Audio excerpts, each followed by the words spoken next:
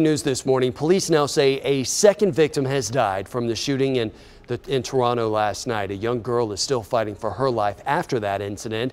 And police say another victim was killed, as well as the gunman. 13 others have been reported injured. Andrew Spencer reports the latest as the investigation to try to determine what happens goes on.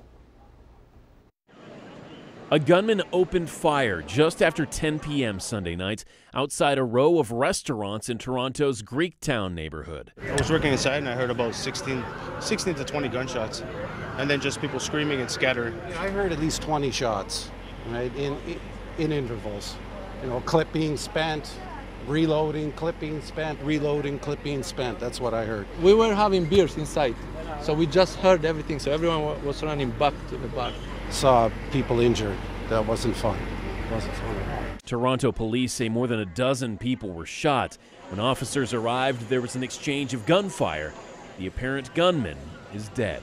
Other than the shooter, we have a young lady that is deceased right now, and we have a young girl, I believe 8 or 9 years old, that is in critical state at this point in time. Police loaded witnesses onto buses to take them to local precincts to be interviewed. Officials stressed they were still trying to learn as much as they could about the shooter. Because it's early, we don't have a lot of what has caused the motivation of this, and we are actively investigating that right now. I don't know why he did what he did. He won't be able to tell us because he is deceased. Police say the shooter used a handgun. Overnight, they were still trying to sort out the details of what exactly had happened. I'm Andrew Spencer reporting.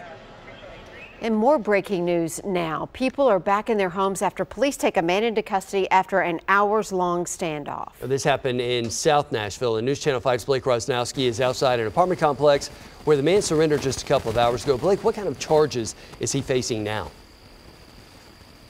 Well, what we know so far, Adam and Amy, is that they were originally showing up here at Metro Police to actually serve 3 warrants on this guy here in this apartment complex at the Hickory View Apartments. That was because somebody had actually came in to the police and filed a domestic complaint. So they were here for that, as well as aggravated assault charges and reckless endangerment with a deadly weapon charges. That was around 8:39-ish last night, and that person was not cooperative in the situation, would not come out of the apartment, and things began to escalate. At that point, police did not know for sure whether or not this man may have a long gun on him from that earlier complaint. So they did decide to evacuate some of the neighboring residents, and they even were keeping themselves back a bit because they just did not know what exactly could happen. They did have SWAT negotiators out here talking to that person over the phone, and luckily at around 4 o'clock this morning, they were able to get him to come out peacefully and take him into custody. At this point, details are limited on who exactly this person is because they say he may be facing more charges,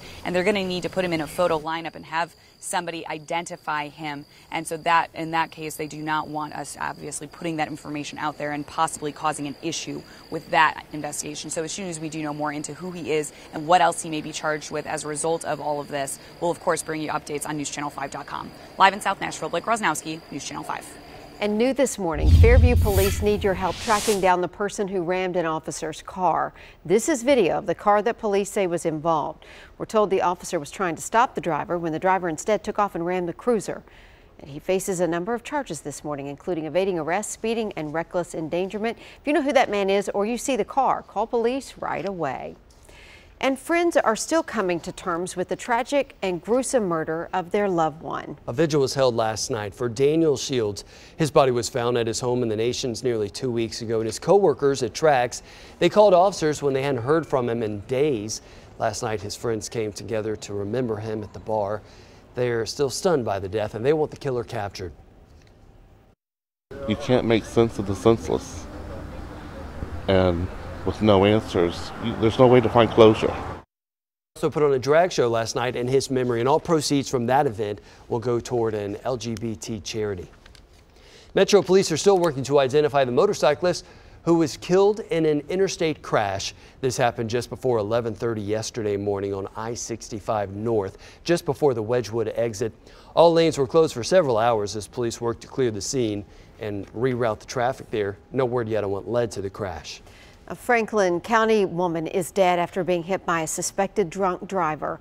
The crash happened just last Saturday night on US 41 in Shelbyville. Investigators say Kyle Nevison swerved and hit another vehicle head-on. 72-year-old Sylvia Ogle was killed. Her passenger, Jerry Ogle, was injured. Nevison is charged with vehicular homicide, DUI, and drug possession. The head of the Rutherford County Narcotics Division no longer has a job. Sheriff Mike Fitzhugh confirmed to the Murfreesboro Post that Lieutenant Jason Mathis was fired. Last week, we told you Mathis was placed on leave with pay during an internal investigation. That investigation is still ongoing. Mathis was a 20-year veteran of the department. Happening today, one of our state Senate candidates is going to the poll. Former Governor Phil Bredesen, he's up for the U.S. Senate. He says he's going to cast his ballot this afternoon at the Southeast Library in Antioch. Remember, early voting runs through Saturday. More than 8,000 people have already voted early in Davidson County. Election day is August 2nd. 8 candidates hoping to become the next state senator for District 19 will debate tomorrow. There are 6 candidates taking part. District 19 covers downtown, northwest Nashville, and portions of Antioch. The debate is happening on the Meharry Medical College campus, and our own Vicki Yates is moderating that event. It starts at 7:30.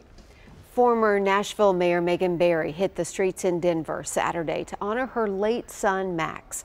She and other members of Team Max took part in the Rise Up Against Addiction 5K. She shared photos from the event on social media.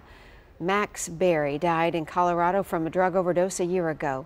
He was only 22 years old. The money raised at the walk will go to the group Shatterproof, which helps families dealing with the devastation caused by addiction.